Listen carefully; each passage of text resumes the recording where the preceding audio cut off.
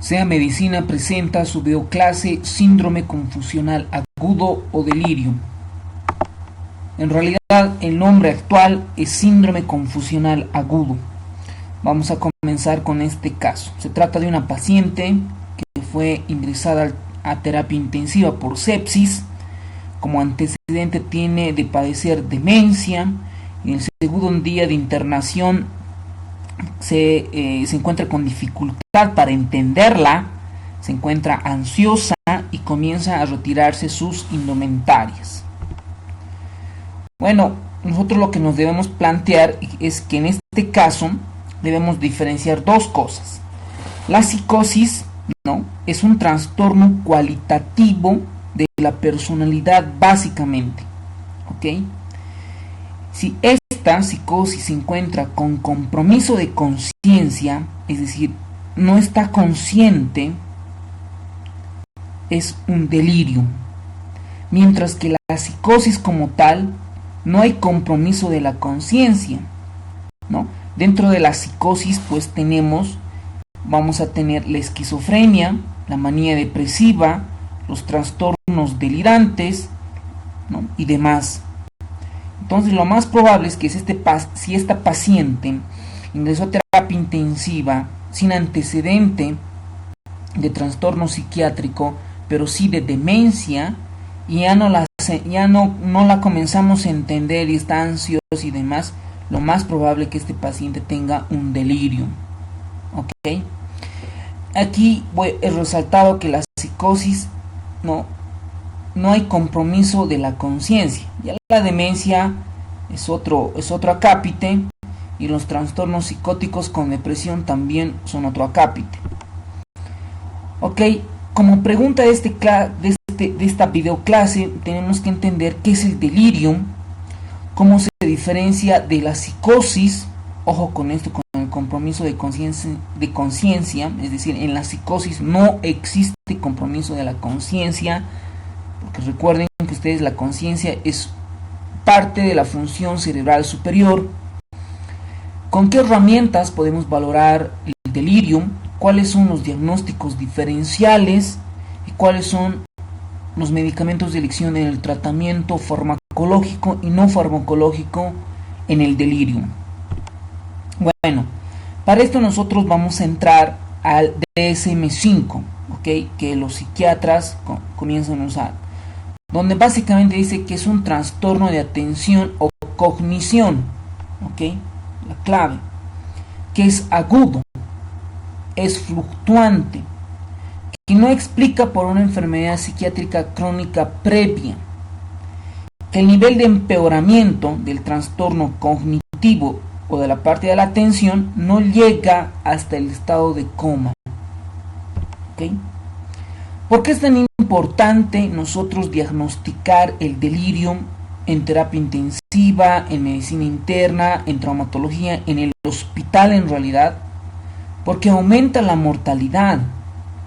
¿Ok? Por ejemplo, en este estudio la tabla nos muestra que a los 12 meses los pacientes que tuvieron delirium tienen mayor mortalidad. ¿Por qué? Porque hay mayor estancia hospitalaria, se complican con neumonías por microaspiración, etc. El delirio es uno de los trastornos que ha sido descrito desde el inicio de la literatura médica. Fue en el siglo I a.C. que se utilizó el término por primera vez para describir una condición mental. Hipócrates, basándose en la medicina fundamentada por la observación, el delirium se podía asociar a casos de fiebre, meningitis, traumatismo, neumonía. Ya por los siglos más o menos ya adelantes, Capadocia sugirió establecer la diferencia entre los diagnósticos, ¿no?, de los pacientes, sobre todo de diferenciar de la parte crónica y de la parte aguda. ¿Ok? Hay diversos términos en la historia para enfocar al delirio. Se lo ha considerado un delirio agudo, un síndrome de confusión alucinatoria aguda, delirio onírico, reacción exógena aguda a psicosis tóxicas y actualmente se denomina síndrome confusional agudo. El síndrome confusional agudo es un cuadro clínico de inicio brusco, cuyo curso es fluctuante, se caracteriza por alteraciones de la conciencia, ojo con esto, la atención, el pensamiento, en el que pueden aparecer ideas delirantes y alucinaciones. Es clásico encontrar en los servicios de terapia intensiva un paciente que está internado, no se encuentra intubado, puede hablar y comienza a alucinar, ¿no? Decir, recordar a sus hermanas, ver cosas, quitarse la ropa, y es clásico ver que el paciente durante el día, ¿no?, comienza a dormirse, tiene tendencia a dormirse, y en la noche donde comienza su hiperreactividad. Este delirium puede tener varias manifestaciones clínicas que los vamos a ver posteriormente. Por ejemplo, pueden estar somnolientos, con tendencia al sueño, con respuesta adecuada a órdenes verbales simples y complejas, pueden encontrarse en obnubilación, pueden llegar a estupor y en ocasiones en coma profundo. Las causas del delirium pues son varias. Tenemos de entre las enfermedades médicas una neumonía, una sepsis, una encefalopatía hepática, la uremia, falla cardíaca, hipoxemia, hipoglucemia.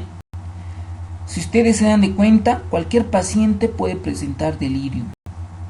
Pero esto está asociado sobre todo a personas mayores. Es bien difícil si un paciente de 25 años de edad con neumonía y un paciente de 70 años de edad con neumonía, ¿quién tiene más probabilidades de desarrollar delirium? Obviamente el paciente de 60, 70, 80 años. Dentro de otras causas tenemos las enfermedades neurológicas, la hemorragia subdural, tumores, hemorragia subaracnoidea, meningitis, estatus no convulsivo, fármacos anticolinérgicos, privación de alcohol, privación de benzodiazepinas. En realidad estos son nuestros diagnósticos diferenciales más importantes, ¿ok? Esto ya habíamos mencionado, alteraciones metabólicas, infecciones. En realidad cualquier paciente internado por cualquier patología en un hospital puede desarrollarnos delirium. Dentro de la epidemiología se han descrito desde el 7 al 15% de que el paciente pueda tener delirio. El paciente con cáncer, la ocurrencia aumenta de 25 al 40% y puede llegar al 85% en casos de enfermedad avanzada. Eso es lo más importante. Hay factores de riesgo que predisponen al delirio. Dentro de los más es que el paciente de antecedente haya tenido demencia, tenga algún trastorno neurológico, un trastorno depresivo, ¿ok? Dentro de estas tenemos la edad. De hecho, la edad es un factor de riesgo muy importante con un OR muy alto. La pluripatología, es decir, neumópata, cardiópata, renal, etcétera, que tenga un deterioro cognitivo previo, demencia, un déficit en la audición, visión, una reserva cerebral disminuida, antecedente de delirium, antecedente de toxicomanía, alcohólico, fumador, que tome varios medicamentos, alguna intervención quirúrgica, alteraciones hidroelectrolíticas, una hiponatremia, hipernatremia, una hipoglucemia. La hipoglucemia es lo que más nos predispone al delirio. Cambio en el hábitat del paciente. Obviamente, si el paciente se encuentra en terapia intensiva porque no sabe qué hora es, si es de día o de noche o qué día, es un factor de riesgo muy importante para desarrollar un síndrome confusional agudo. El entorno estresante, inmovilización prolongada, sobre todo en pacientes traumatológicos. Dentro de la fisiopatología del síndrome confusional, básicamente hay alteración en los neurotransmisores, pero además se han descrito disminución de flujo sanguíneo, pérdida neuronal y en la reducción de neurotransmisores como la noradrenalina, el ácido gamma aminobutírico, la acetilcolina y dopamina. Es más, los el tratamiento para el delirio, vamos a tratar de antagonizar ciertos neurotransmisores. La hipótesis de la desregulación de la vía colinérgica se basa en el hecho de que el delirio se presenta en respuesta a hipofunciones colinérgicas, es decir, que la parte colinérgica, el sistema de la acetilcolina, se encuentra muy alterado, pero además se han encontrado alteraciones en la serotonina y otros neurotransmisores. Ahora, ¿cómo se va a manifestar clínicamente? Estos pacientes, ¿no? Lo principal es que hay un déficit de atención, ¿ok? Sobre todo en el delirium hipoactivo. Hay una desorientación tremenda en la hora y en la fecha. No saben ni la hora ni la fecha, ni en el lugar donde se encuentran. Tampoco pueden identificar personas porque se encuentran con alucinaciones. Para esto se encuentran el DSM, ¿no? El DSM-6 que ya hemos visto en principio, el DSM-5 en realidad. Acá tenemos el DSM-4, ¿no? Donde nos dan características. Inciso A, que existe un disturbio de la conciencia con habilidad disminuida para la atención. La clave es la atención, ¿no? No nos puede atender el paciente. Cambio en la cognición, es decir, no tiene memoria, se encuentra desorientado, hay disturbio en el lenguaje o desarrollo perceptual que no es debido a una demencia. El disturbio se desarrolla en un corto periodo de tiempo, ¿ok? Tiende a ser fluctuante en el día, puede ser que en el día esté hiperactivo y en la noche dormido, que es lo normal, ¿no? Pero en realidad estos pacientes en el día están calladitos, quietos y en la noche comienzan con hiperactividad. Y pues recuerden, los que hacen turnos, pues van a encontrar este tipo de pacientes.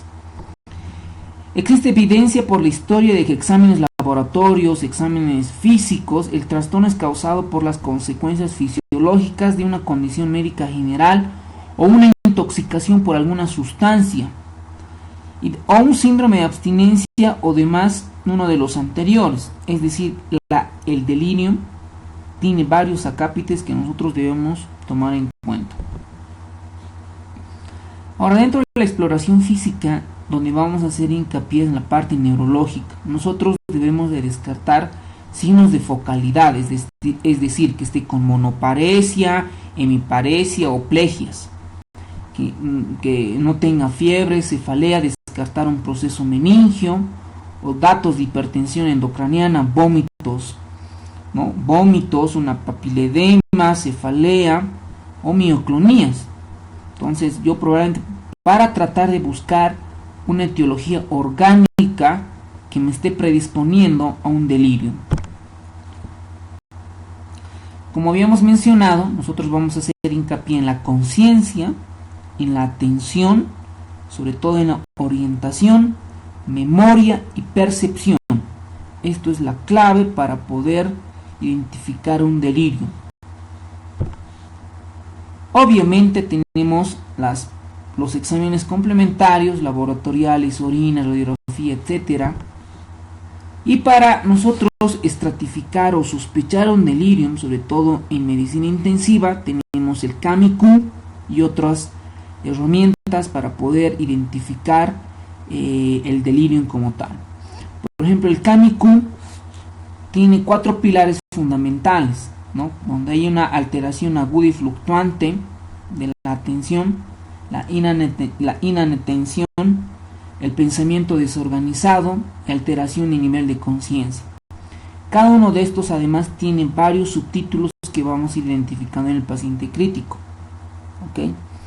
Entonces, para diagnosticar el delirium por CAMI-Q necesitamos de 1 a 2, ¿no? Por lo menos para poder sospechar un delirio.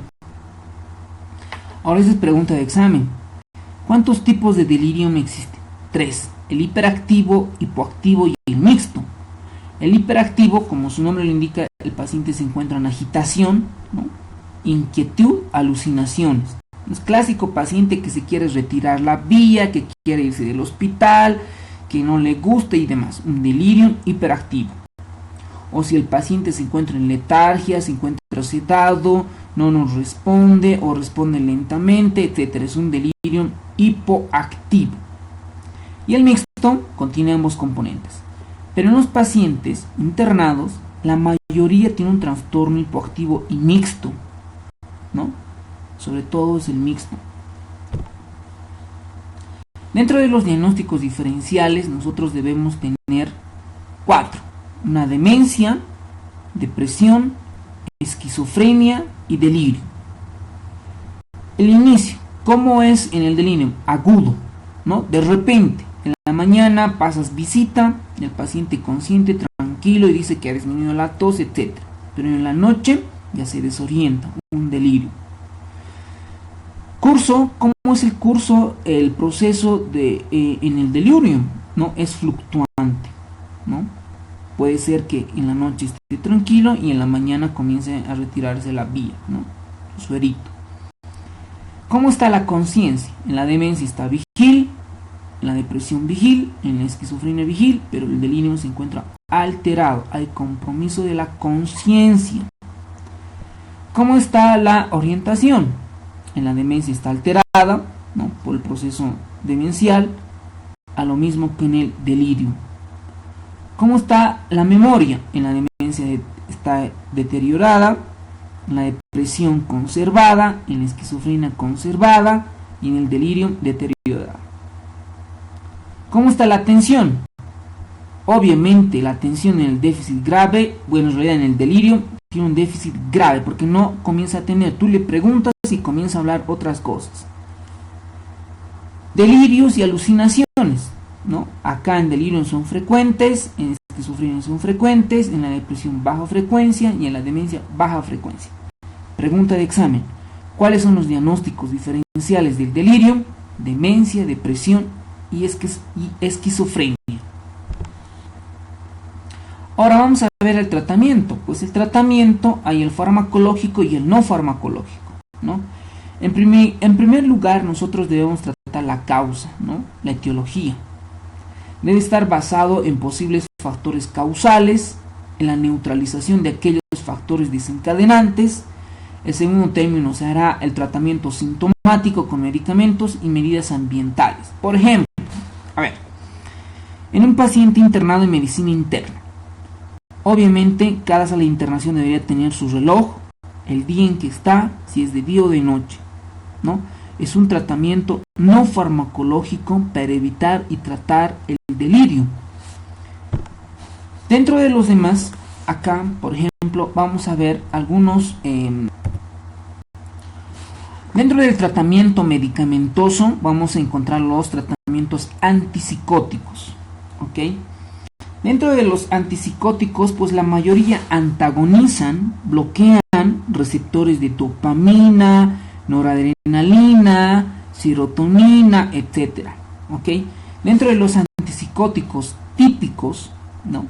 Tenemos las fenotiacidas, como por ejemplo la clorpromacina, los tioxantenos, ejemplo el decanoato, succinylpentixol, las butirofenonas, el haloperidol, es decir, el haloperidol es el tratamiento de elección en el delirium. Ahorita vamos a ver la dosis. Por ejemplo, tenemos la difenilbutilpiperidinas, como por ejemplo la pimosida. Tenemos la dibenzoxacinas, como por ejemplo la loxapina, la benzamidas, la sulpirida y la tiaprida. En realidad son medicamentos que en realidad en la práctica nosotros tenemos el haloperidol, que se encuentra en los hospitales, la clorpromacina, que tiene una potencia de acción un poquito más fuerte. Por lo menos estas dos yo los he visto en el hospital. Dentro de los atípicos, ¿no? Actualmente ya los psiquiatras con los medicamentos en realidad ya están apareciendo aún más. Dentro de esos tenemos los antagonistas de la 5-hidroxitriptamina y de la dopamina D2. Por ejemplo, tenemos la olanzapina, que es un medicamento muy, ¿no? que ya está comenzando a comercializar con mayor frecuencia, al igual que la risperidona, que son antipsicóticos atípicos. Luego tenemos agonistas parciales como el aripiprazol o antagonistas de la D2 y D3 como la amisulprida.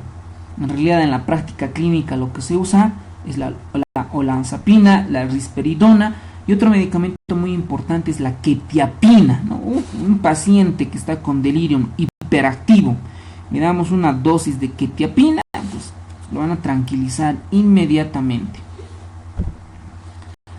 Ahora, por ejemplo, lo que se usa en la parte clínica, pues tenemos el Aldol, el haloperidol, cuya dosis de 0.5 a 1 miligramos vía oral.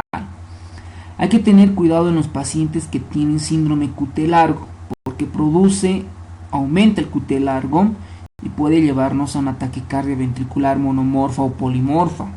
¿Okay? Además se asocia a síntomas extrapiramidales, ¿no? Sobre todo si se usa mayor a 3 miligramos día. ¿Okay? Ahora, no hay intravenoso, ¿no? Porque el intravenoso se asocia, bueno, hay, ¿no? Pero lo que se usa es con mucho cuidado porque te pueden hacer arritmias. Ahora, obviamente el tratamiento va contra el tratamiento etiológico, pues si es que estaba con hiponatremia, tienes que corregir la hiponatremia. Si estaba con hipoglucemia, corriges la hipoglucemia. El pronóstico se asocia a un aumento de mortalidad 2 a 20 veces más. La morbilidad a corto plazo también aumenta. Existe mayor estancia intrahospitalaria. Esto ya habíamos visto en la primera parte. Hay varios estudios que han mostrado que solo el 4% de los enfermos con delirio recuperaron su estado cognitivo basal al momento del alta, y a los 6 meses solo un 18%. A más largo plazo se estima que solo 1/3 de los pacientes recuperan su independencia en la comunidad. ¿Okay? Bueno, eso es clave. Esto es clave para poder nosotros sospechar, por ejemplo, el delirio. Si tiene alteración del estatus mental, ¿no? Y tiene antecedente diabetes, lo más probable es que esté cursando con una hipoglicemia. ¿Okay? Si el paciente está con alteración del estado mental, tiene fiebre, yo debo de sospechar meningitis, encefalitis, o que se encuentra en terapia intensiva o en cuidados intermedios. Si el paciente tiene alteración mental y está hipotenso, obviamente debe ser una sepsis, ¿no? Que esté llegando a una sepsis severo, choque séptico, o un infarto. Hay alteración del estado mental más disnea, lo más probable, pues que esté con hipoxemia o neumonía, ¿no? O falla cardíaca. Si se encuentra alteración del estado mental y existe hemiparesia o disartria, o hay focalidad, hay monoparesia, pensar en un accidente vasculocerebral. Y si existe alteración y falla metabólica, hay una alteración en el laboratorio, pues yo debo sospechar trastornos hidroelectrolíticos o de equilibrio ácido-base. Bueno, si tienen alguna pregunta, duda, consulta, lo pueden hacer debajo de esta videoclase o en el grupo del WhatsApp. Muchas gracias.